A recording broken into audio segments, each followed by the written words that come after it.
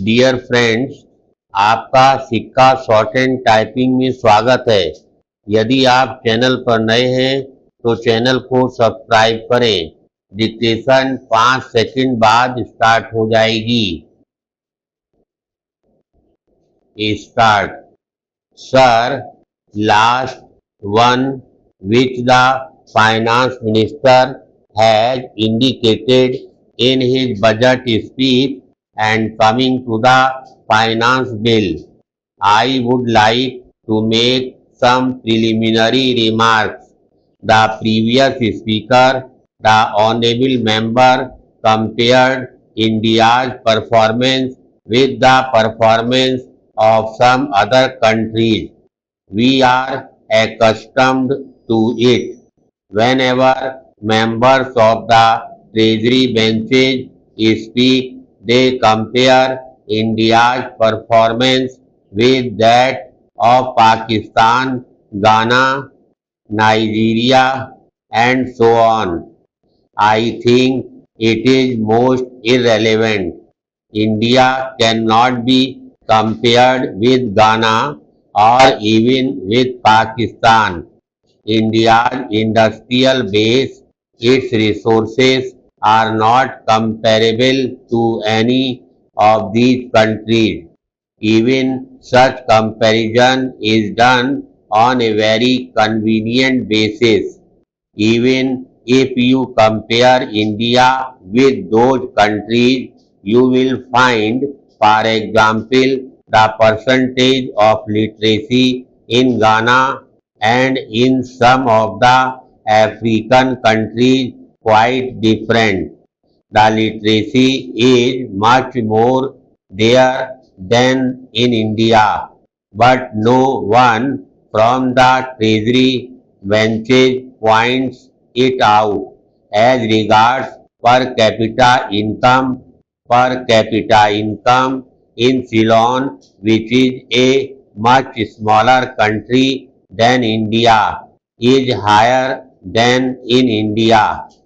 If you compare them in totality, not only in respect of inflation or some other aspects of economy. Anyway, if at all India is to be compared, India should be compared with China, but nobody is comparing India with China.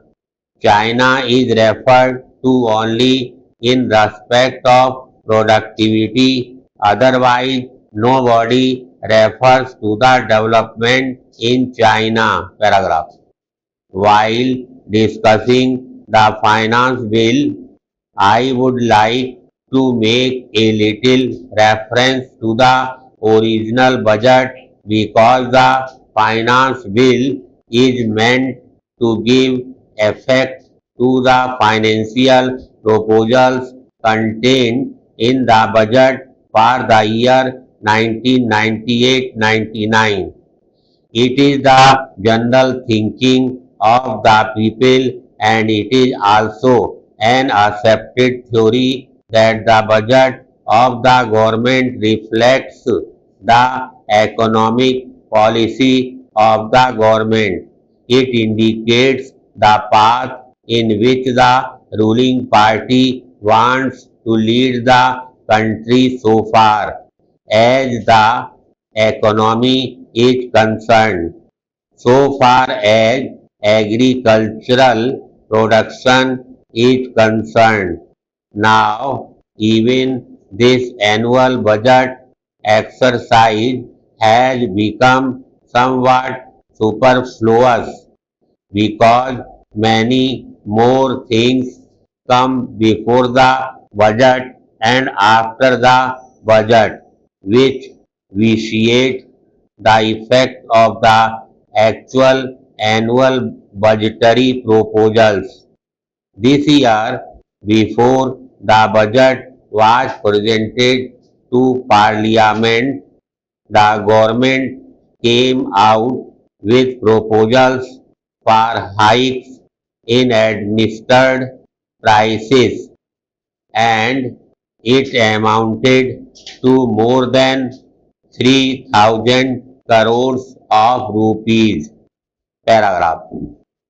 Now, after that the budget was presented and now we are discussing the finance bill.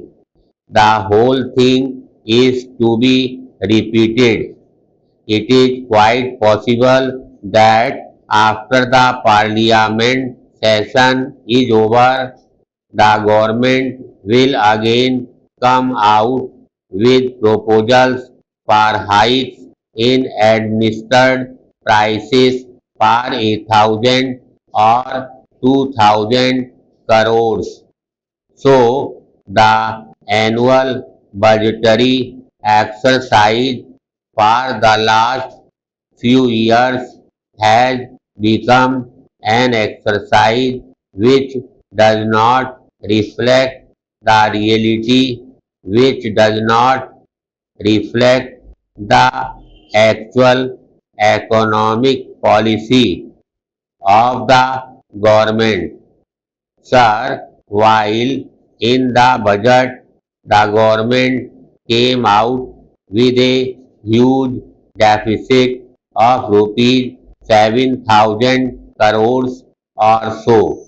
At that time, all of us predicted and all of us apprehended that there would be a double digit inflation.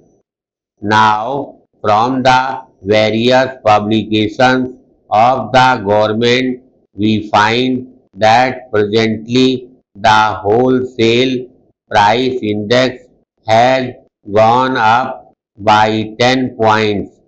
Now, what is the effect of this 10-point rise?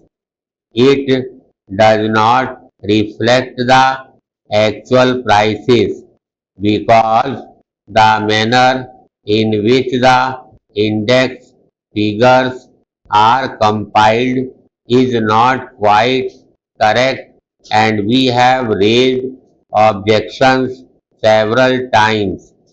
Its reflection on the consumer price index is more distorted because of the way in which the data are collected and compiled. Paragraph. Now, I want to deal with another point about the price rise and inflation. The earlier speaker compared with other countries, but I feel that even this 10-point rise in the wholesale price index would be much more, and its effect on the consumer price index would be much more. What I want to bring to your notice is that whatever figures the government dishes out to us, I am not in a position to believe in those figures. It is because of the fact that the manner in which they are collected and compiled gives a distortion. That is my point. Even this increase by 10 points or 9 points or 10.4 points would have been more had there been much more consumption by the people. What is the purchasing power of the people?